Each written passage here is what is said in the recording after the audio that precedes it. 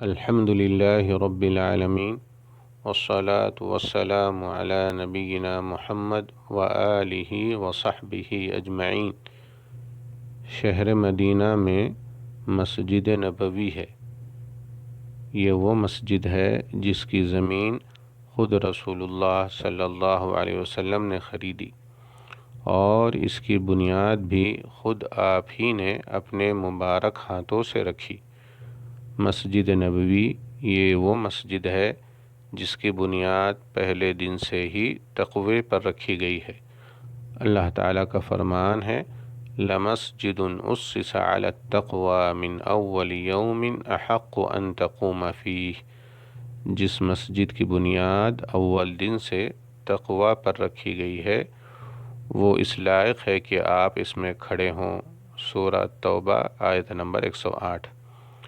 مسجد نبوی ان 3 مساجد میں سے ایک ہے جس کی طرف ثواب کی نیت سے سفر کرنا مشروع ہے، اور اس مسجد میں ایک نماز دوسری مساجد میں 1000 نمازوں سے افضل ہے، سوائے مسجد حرام کے۔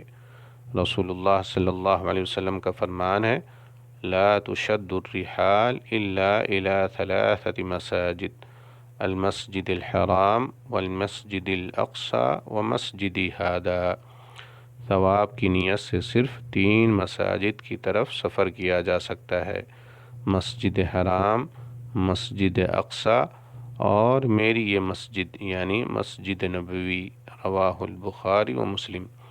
رسول اللہ صلی اللہ علیہ وسلم کا فرمان ہے، صلاۃ فی مسجدی ھذا خیر من 1000 صلاۃ فیما سواہ الا المسجد الحرام۔